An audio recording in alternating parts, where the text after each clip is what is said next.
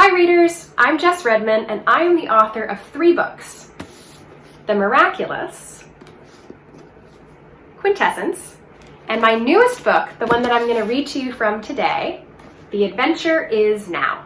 So The Adventure Is Now is the story of this boy, Milton P. Green, and he has had the most totally, terribly, horribly, heinously rotten year of all time. And then he gets a letter in the mail. And the letter invites him to come spend the summer with his ecologist uncle on the Lone Island, an island in the smack dab middle of the southern Atlantic Ocean, totally remote.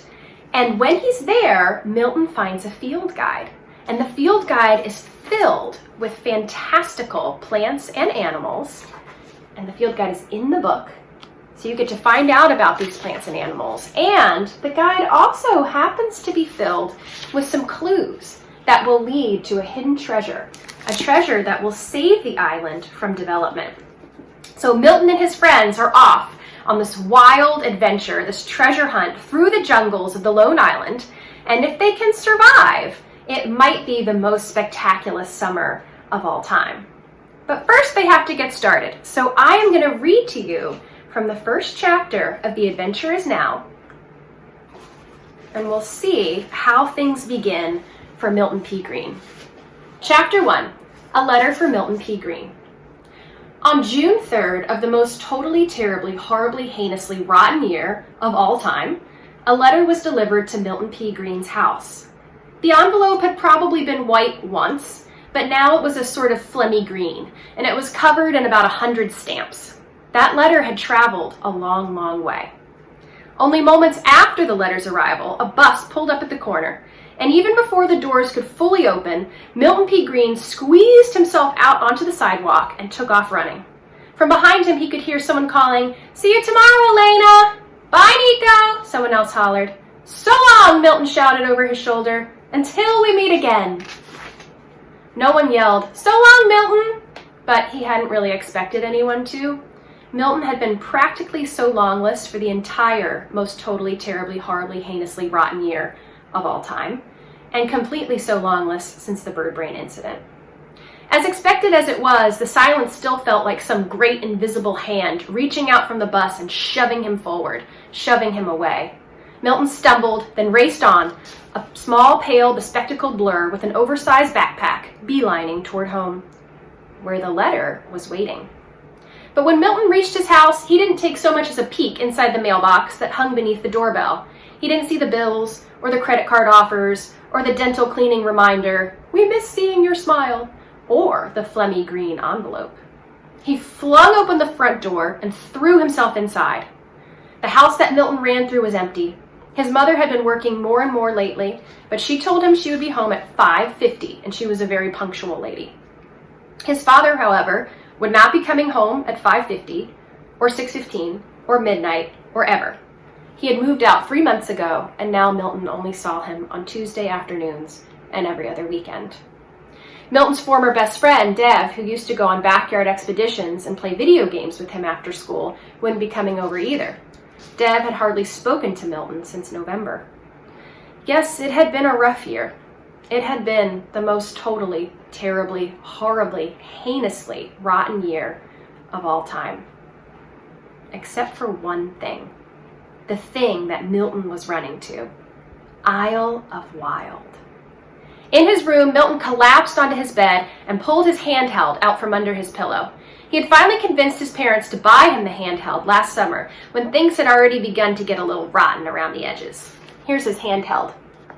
Kind of like a Nintendo Switch, right? He used to sneak it to school every day, but after the bird brain incident, his mother started checking his backpack before he left to catch the bus. She didn't always remember, but she had remembered this morning, much to his dismay. Breathless, Milton jabbed at the power button. Then he pressed the green-eyed bobcat icon. It seemed to take too long. It seemed to take forever. But then, Isle of Wild's opening story began. Seahawk Ferex, naturalist and explorer extraordinaire, came bursting onto the scene. Dashing, brawny, and brilliant, Seahawk had been en route to the Flora and Fauna Federation headquarters when his ship had capsized in a raging tempest. He had washed ashore on an uninhabited island where he found a most unusual mixture of flora and fauna, including umbrella birds, corpse flowers, aardvarks, and a miniature green-eyed bobcat that he named Dear Lady Dee Dee. Instead of trying to escape from the island, Seahawk, somehow still sporting his signature straw hat with a peacock feather tucked in the band, had opened his somehow not waterlogged field journal and set off into the underbrush with his new feline friend. On the handheld screen now, Seahawk was leaping out of a towering redwood, Dee Dee perched on his shoulders, binoculars around his neck. "The adventure is now," he cried, his voice deep and booming and chock full of awesomeness. "The adventure is now," Milton agreed. "And boy, am I ready." And with a lung-emptying sigh of relief, Milton shed his skinny, bespectacled, bird-brained, unso-longed, soon-to-be-divorced parented skin and became Seahawk. Dashing, brawny, and brilliant. It was the best feeling he'd had all day. He didn't know that 20 feet away, a message from another island was waiting. The Lone Island. He didn't know that an adventure was just around the corner. Not an adventure for Seahawk, an adventure for Milton P. Green. So that is chapter 1. So Milton has received this letter. An adventure is coming for him, whether he wants it or not. These creatures, who you can also see on the book's cover, the illustration was done by Matt Rockefeller. You can see these tentacles around this canoe. These are the tentacles of the push-pull centipus. You can see this little adorable wallaby monkey creature called a Butamus lamalaby. You can see these swooping wild birds and this little creature who looks like he has a drill for a nose. All of these plants and animals, Milton is about to meet them on this island, and he's about to experience a quest, a real-life adventure, just like his video game. And he is about to figure out how to have a spectacular summer with friends, new friends, and how to explore the world around him. So I hope that you will be interested in checking out The Adventure Is Now. I do have a website, jessredman.com, that has book trailers, little quizzes you can take. It has teaching guides for those of you who are educators and more fun stuff. And you can also follow me both on Instagram and on Twitter. I'm always posting about things that I'm up to, events I'm doing, and things that I'm discovering on my own adventures and journeys. So I hope to see you there, and I hope that you will enjoy the adventure.